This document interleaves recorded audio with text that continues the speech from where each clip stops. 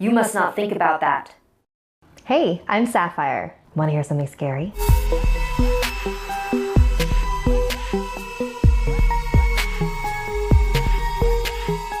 Tomorrow is Valentine's Day, a day that brings joy to many and misery to others. In honor of this holiday, I wanted to share one of my favorite stories about the scary things love makes us do. This is an abridged version of Hans Christian Andersen's famous tragic tale, The Little Mermaid. Far out in the ocean, the water is as blue as the petals of the loveliest cornflower and as clear as the purest glass. But it is very deep, too. It goes down deeper than any anchor rope will go, and many, many steeples would have to be stacked one on top of another to reach from the bottom to the surface of the sea. It is down there that the sea folk live. There was the Sea Queen, along with her granddaughters, the Sea Princesses. They were 6 lovely girls, but the youngest was the most beautiful of them all. Her skin was as soft and tender as a rose petal, and her eyes were as blue as the deep sea. But like all the others, she had no feet. Her body ended in a fishtail. The Little Mermaid loved hearing stories about the human world above. Her grandmother told her all she knew about ships and cities and of people and animals. The flowers were fragrant up there, for those at the bottom of the sea had no scent. When you are 15, her grandmother said, you will be allowed to rise up out of the ocean and sit on the rocks in the moonlight to watch the great ships sailing by. On her 15th birthday, the Little Mermaid rose up to the surface and watched a birthday celebration being held on a ship in honor of a handsome prince. She watched in awe as he laughed and smiled and shook people by the hand, while the music rang out in the perfect evening. She couldn't take her eyes off of him. Then a violent storm hit, sinking the boat. The Little Mermaid swam towards the sinking prince and pulled him ashore. He laid there unconscious near a temple. She waited from a distance until a young woman from the temple found him. The prince regained consciousness and mistook the temple woman for his rescuer. He never even saw the Little Mermaid. Distraught, she dove back into the ocean. If men aren't drowned, the Little Mermaid asked her grandmother, do they live on forever? They too must die, and their lifetimes are even shorter than ours. We can live to be 300 years old, but when we perish, we turn into mere foam on the sea. We have no immortal soul. Human beings, on the contrary, have a soul which lives forever, long after their bodies have turned to clay. It rises through thin air up to the shining stars.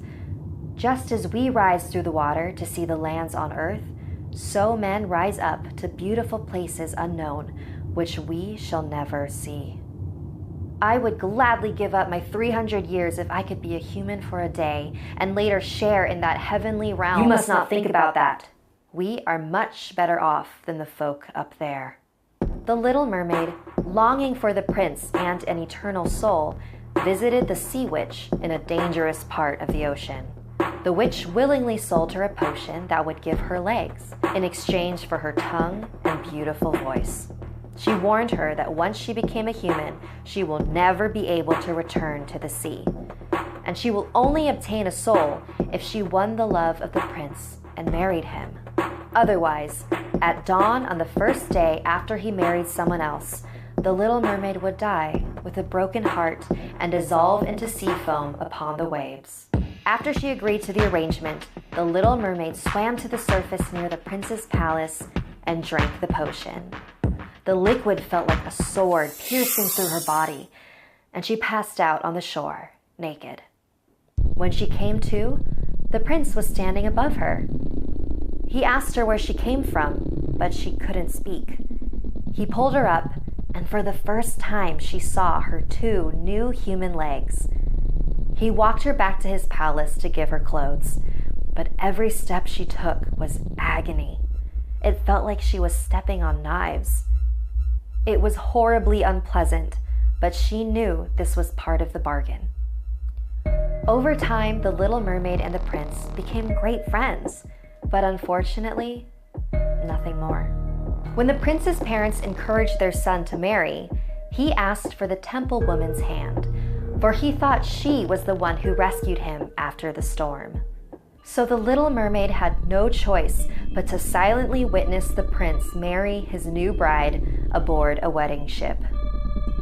After the ceremony, she looked to the east to see the first red hint of daybreak, for she knew that the first flash of the sun would strike her dead.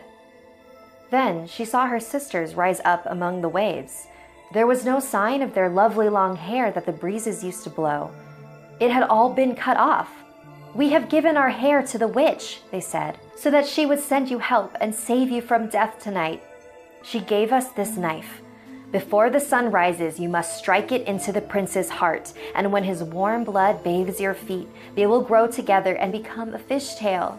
Then you will be a mermaid again, and you can come back to us in the sea and live out your 300 years.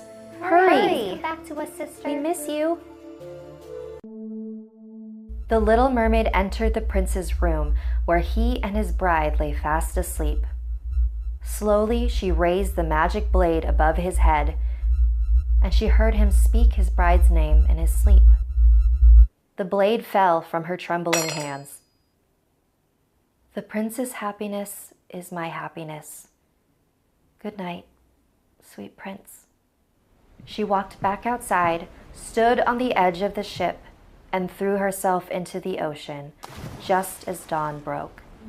Her body dissolved into foam, but instead of ceasing to exist, she turned into a luminous and ethereal earthbound spirit, a daughter of the air. Because of her selflessness, she was given the chance to earn a soul, and after 300 years of good deeds to humanity, she will rise up to where no mermaid had been before. If you love this story, I highly recommend watching the 1975 animated film from Toei Animation, and I dare you not to cry. Like this video if it gave you the chills, and don't forget to subscribe to Snarled and our sister channels Hissyfit and Slaytrix. If you or anyone you know have any unique paranormal experiences, send me an email at somethingscary@snarled.com, and I might animate your story. Even if it doesn't fit in with a current theme, it might fit one in the future. And if your story doesn't make it into an episode, tune into my weekly live stream every Wednesday, and I might read it live. If you dare, follow me on Instagram and Twitter at Awkward Sapphire. Until next time, sweet dreams.